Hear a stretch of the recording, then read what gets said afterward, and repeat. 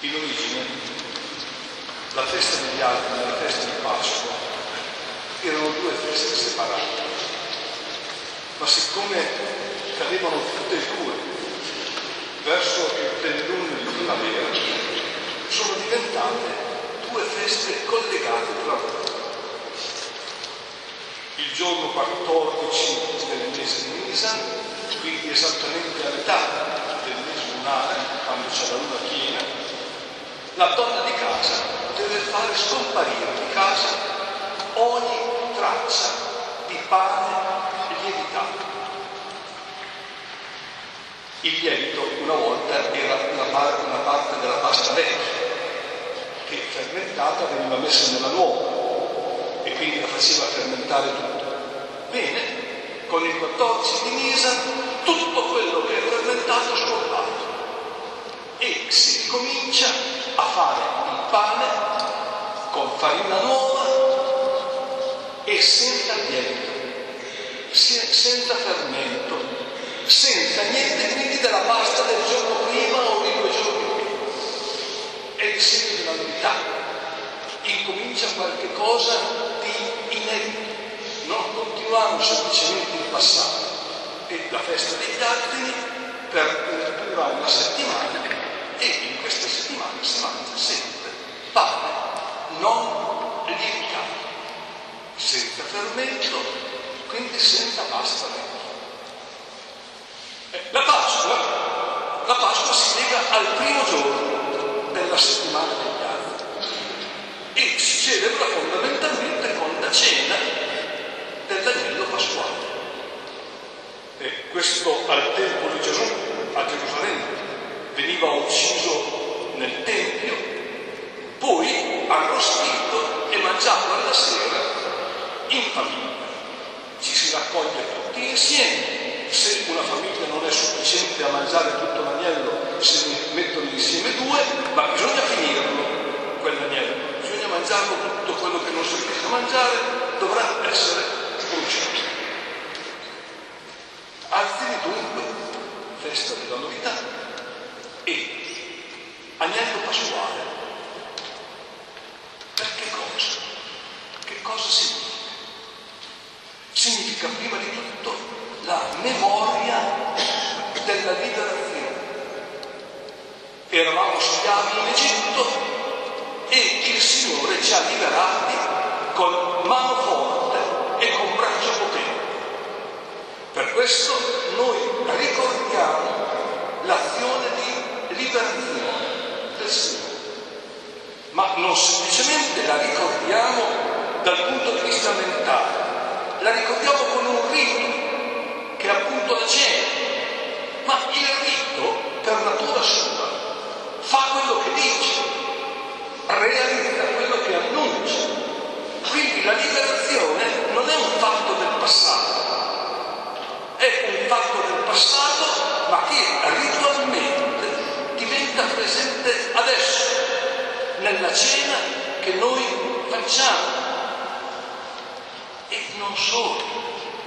Nel momento in cui un ebreo celebra la Pasqua, mette dentro al cuore la speranza di una nuova Pasqua, di una nuova liberazione, di una nuova azione di salvezza di Dio, perché la liberazione dall'Egitto è stata grandissima, ma non è stata definitiva.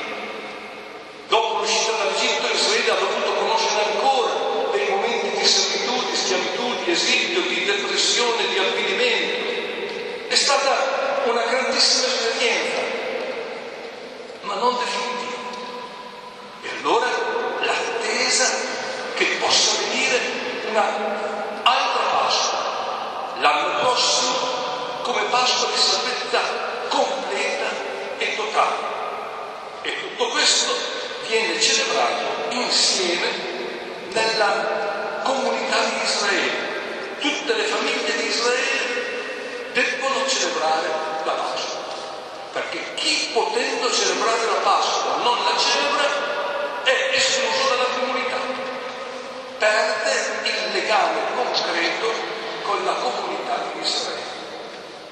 E nel Talmud ha un versetto del libro dell'Esodo che parla esattamente della Pasqua, c'è scritto così: questa è la notte scelta e destinata dal Signore per condurre fuori dall'Egitto gli israeliti di Canaan. 4 notti sono segnate nel libro della memoria che sta davanti al Signore del mondo. 4 notti. Nella prima notte si rivelò la parola del Signore sopra il mondo per creare, quando il mondo era ancora vuoto e deserto e la tenebra si stendeva sul mare primordiale, e la parola del Signore risplendente e brillò. Egli chiamò questa la prima notte.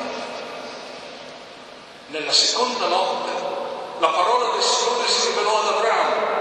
Abramo aveva allora 100 anni e Sara 90, e il nostro padre Isacco non aveva forse 37 anni quando fu immolato sull'altare. Allora i cieli si abbassarono e scesero, e Isacco vide la loro perfezione e i suoi occhi si indebolirono per la sublimità.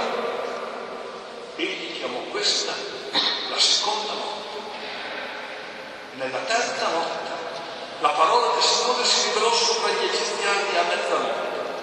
La sua destra colpì il primogenito degli egiziani, la sua destra risparmiò il primogenito degli israeliti, perché si compisse la parola della scrittura: Israele è mio figlio primogenito. Egli chiamò questa la terza notte. Nella quarta notte il mondo arriverà alla fine. Verranno distrutti i vincoli dell'impietà e verrà il Re Messia. Questa è la notte di Pasqua da osservarsi davanti al Signore e da celebrarsi da parte di tutti gli israeliti per le loro generazioni. Dunque 4 notti che riassumono tutto il senso della storia della salvezza, dalla creazione alla nuova creazione, passando attraverso Abramo e passando attraverso l'Esodo e la liberazione dall'Egitto. Insomma, la Pasqua è il riassunto di tutte le grandi opere che Dio ha fatto e che Dio farà. È la memoria fondamentale. La memoria permette a un popolo di custodire la sua identità e sapere da dove veniamo, qual è il cammino che abbiamo percorso, quali sono le generazioni che ci hanno preceduto e che ci hanno trasmesso l'eredità della loro esperienza. Tutto questo costituisce la eredità, l'identità, il patrimonio culturale di un popolo. Bene, Israele deve ricordare. Se perde la memoria, perde la sua identità. Deve custodire la gioia per tutto quanto il Signore ha fatto per noi. E come dicevo, la custodisce non semplicemente nella memoria della testa, nell'immaginazione, ma facendola nel rito, in modo che chi celebra la Pasqua percepisce nella sua vita la liberazione. E ancora un altro testo, questa volta del Talmud, che dice: in ogni generazione ci si deve considerare come persone uscite dall'Egitto. Quando celebrate la Pasqua, dovete pensare di essere usciti voi dall'Egitto. È scritto infatti: tu racconterai ai tuoi figli in questo giorno così, in vista di tutto ciò il Signore mi ha fatto questo quando io uscii dall'Egitto.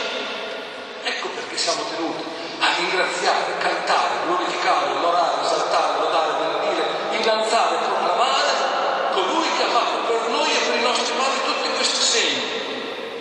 Egli ci ha liberato dalla schiavitù per portarci alla libertà, dalla tristezza per portarci alla gioia, dal lutto per un giorno di festa, dalle tenebre per una grande luce, dalla servitù per la liberazione. Cantiamo allora davanti a Lui, alleluia, lodate il Signore.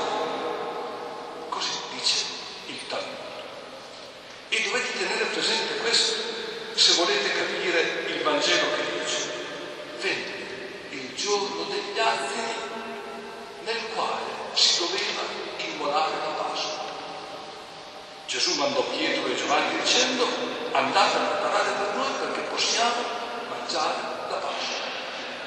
Gesù vuole fare la Pasqua con i suoi discepoli, quindi vuole celebrare la Pasqua di Israele, ricordare tutto quello che Israele ha sperimentato nella sua storia e viverlo come attuale, in modo che la speranza della salvezza futura diventi una speranza profondamente radicale dentro alla sua memoria. E il fatto che la preparazione della Pasqua avvenga secondo le indicazioni di Gesù, vi darà incontro un uomo, direte al padrone di casa, andarono a trovarlo quanto aveva detto loro e prepararono la Pasqua, vuol dire che questa celebrazione l'ha proprio preparata. È venuta fuori come l'aveva pensato, come l'ha voluta. È il suo desiderio. Ma come avviene la celebrazione nel brano che abbiamo ascoltato? Ve lo rileggo. Quando venne l'ora, prese posto a tavola e gli apostoli con lui.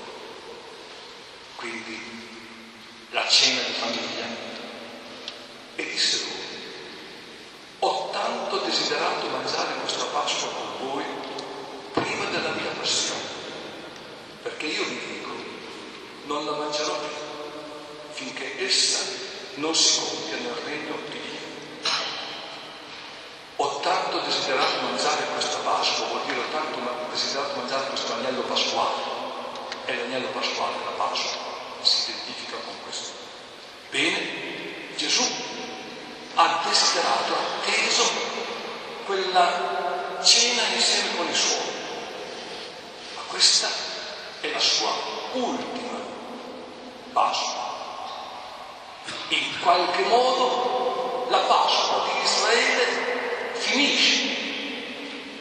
Gesù sigilla con la sua morte tutto il passato, tutte le grandi opere di salvezza che Dio ha compiuto nella storia del suo popolo. Le porta a compimento. E come ha detto queste cose sull'agnello pasquale, le dice anche su un calice di vino. Perché ricevuto un calice, rese grazie e disse: prendetelo e fatelo passare tra voi, perché io dico, da questo momento non berrò più del frutto della vite finché non verrà il regno di Dio. E con queste parole termina per i discepoli di Gesù la Pasqua. Ha un significato enorme. Ho cercato di accennare, bisogna vedere chissà quante cose su questo. È il contenuto, la sintesi di tutte le grandi opere di Dio. Adesso finisce. Finisce per che cosa? Per il uomo. No, il brano non finisce mica lì, continua. Poi prese il pane, rese grazie, lo spezzò e lo diede loro dicendo: questo è il mio corpo che è dato per voi, fate questo in memoria di me. E dopo aver cenato fece lo stesso con il calice, dicendo: questo calice è la nuova alleanza del mio sangue che è versato per voi. Questa è la nuova Pasqua, la Pasqua dei discepoli di Gesù, che ha la struttura della vecchia Pasqua ma un contenuto nuovo. Dicevo, la Pasqua contiene in sé, la Pasqua di Israele, tutte le grandi opere che Dio ha compiuto. La Pasqua cristiana comprende queste grandi opere condensate, raccolte nella vita e nella morte di Gesù. Gesù dice: questo è il mio corpo, cioè la mia vita, cioè le parole, i gesti, le sofferenze, le relazioni che Cristo ha vissuto, è la sua morte, tutto questo è il suo corpo che è dato per voi. Dato vuol dire donato, dato vuol dire offerto, dato vuol dire che la sua vita è una vita spesa perché i discepoli, perché i credenti, perché gli uomini tutti possano vivere. Questa è la nuova Pasqua. Se la prima Pasqua era il passaggio dall'Egitto alla terra promessa. Questo è il passaggio dal mondo a Dio. Se era il passaggio dalla schiavitù alla libertà, questo è il passaggio dalla condizione di peccato, di egoismo, a una condizione di libertà di cuore nuovo, di cuore capace di amare, di sintonia, di armonia, tutto questo. La nuova Pasqua contiene la memoria di Gesù. E portate pazienza se insisto, prima di tutto la memoria della sua croce, si intende, ma mica solo della sua croce. Contiene tutta la sua vita, contiene tutte le parole che ha detto, contiene tutte le azioni di bontà, di amore, di potenza che ha fatto. Quando voi fate la Pasqua, quando fate l'Eucaristia, perché questa è evidentemente l'Eucaristia è la nostra Pasqua. Quando fate l'Eucaristia, in quel pane spezzato da mangiare, si spezza perché deve essere mangiato. Lo scopo del pane è che venga mangiato. In quel pane che dovete mangiare, lì c'è la vita di Cristo, ma tutta nella forma del dono, nella forma del cibo trasmesso, comunicato, perché l'uomo se ne nutre, perché l'uomo ne vive, perché l'uomo abbia una ricchezza di speranza, di comunione, di gioia nel suo rapporto con il Signore. E vale quello che dicevo della Pasqua. Chiunque celebra la Pasqua deve pensare di essere uscito lui dal cielo. E chiunque celebra l'Eucaristia deve pensare che quel dono di Cristo è proprio per lui. Non è stato fatto 2000 anni fa per quelli che c'erano allora. È un dono attualmente presente per tutti coloro che lo ricevono, per tutti coloro che sono disposti ad accoglierlo e a vivere. Dunque, memoria, ma viva, della vita e del dono del Signore. E non solo. Sul calice Gesù dice: questo calice è la nuova alleanza nel mio sangue che è versato per voi. E il senso è questo: l'alleanza è la relazione di amore reciproco e di fedeltà reciproca che si stabilisce tra Dio e il suo popolo. La formula dell'alleanza, l'abbiamo già detto tante volte, portate pazienza se lo ripeto, è: io sono il vostro Dio e voi siete il mio popolo. Quindi un legame, una reciprocità, l'alleanza. E ricordate che la prima alleanza, quella grande, immensa del Sinai, era stata stipulata proprio così. Si erano fatti naturalmente i sacrifici con gli animali, il sangue era stato versato metà sull'altare e metà asperso sul popolo. È l'unica volta in tutta la Bibbia che c'è un rito di questo genere.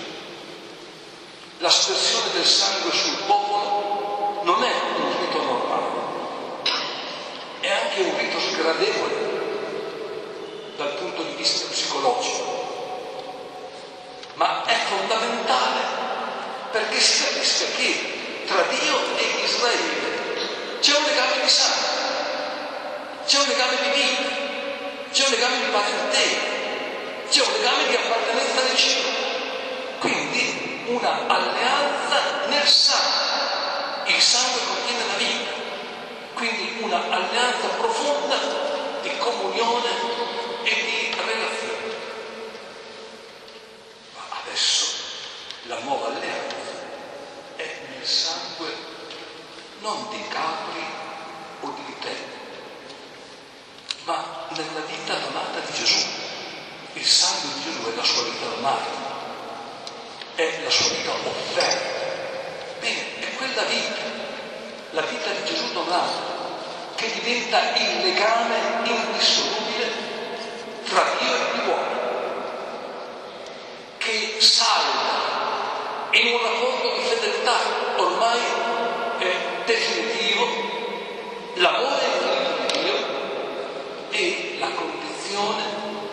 debolezza e peccato degli uomini. Questo noi celebriamo tutte le volte che facciamo la Pasqua, cioè tutte le volte che noi facciamo l'Eucaristia. L'Eucaristia contiene questo, niente meno di questo. Per questo la Chiesa non può vivere senza. Per questo sono 2000 anni che fa sempre lo stesso rito. E uno dice, ma siamo stanchi, perché non inventiamo qualche cosa di nuovo? Perché abbiamo bisogno di Gesù Cristo. Perché quello che deve rimanere in memoria è che Dio ci ha amato in Gesù Cristo fino a dare la vita per noi. Perché fino a che questo ci rimane in memoria, la nostra identità cristiana è garantita. Ma se ce lo dimentichiamo, ci perdiamo dentro alle difficoltà o ostacoli o varietà o proposte o minacce del mondo. Solo quella memoria ci garantisce. E finalmente c'è un ultimo aspetto importante, come dicevo prima.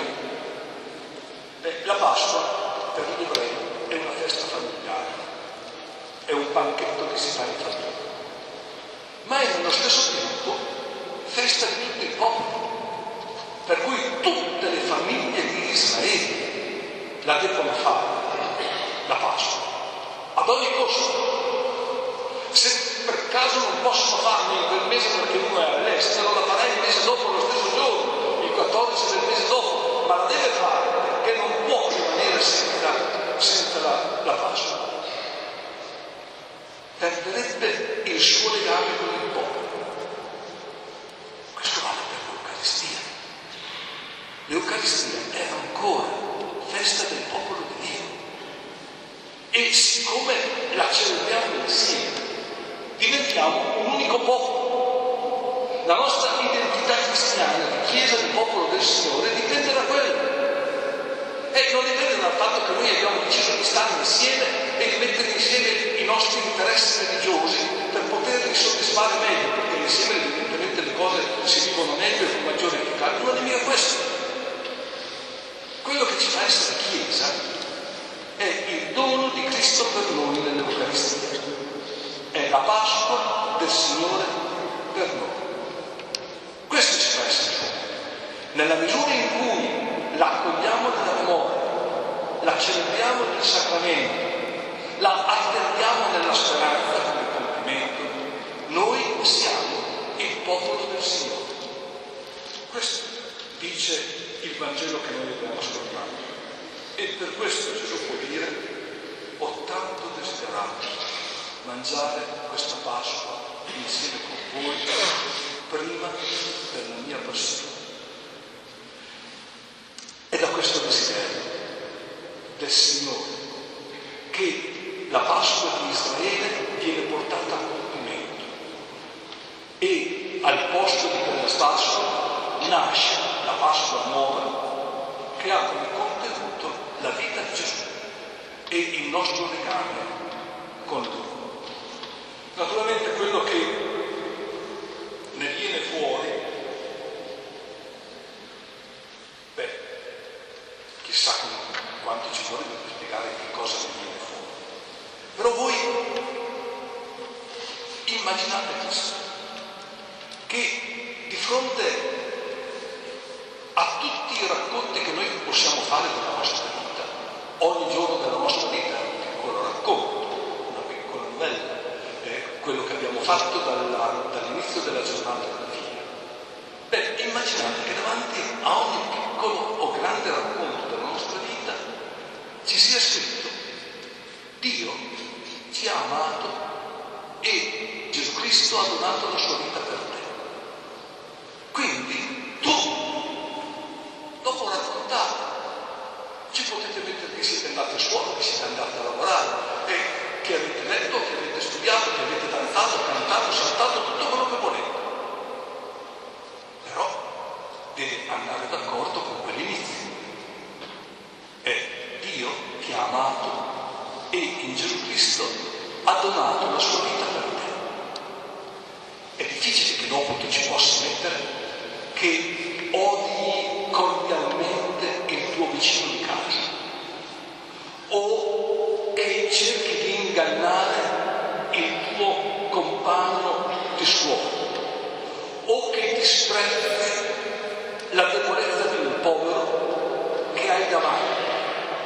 Queste cose non le puoi scrivere, perché viene fuori un racconto schizofrenico, un racconto dove una parola non sta insieme con l'altra, una frase non è in armonia con l'altra. Per questo la nostra Pasqua è il fondamento della nostra etica, del nostro comportamento.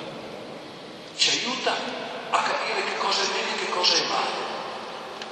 Basta vedere se un comportamento è in sintonia con quello che noi nella Pasqua proclamiamo e viviamo. Se in sintonia va bene, possono andare bene 50 forme diverse, molte più di 50 forme diverse, perché le esperienze degli uomini sono diversissime, ciascuno ha la sua. Non è un problema di ricondurre a una medesima forma, ma ricondurre a una medesima sintonia, armonia, con la Pasqua che noi ricordiamo e celebriamo e attendiamo nella speranza.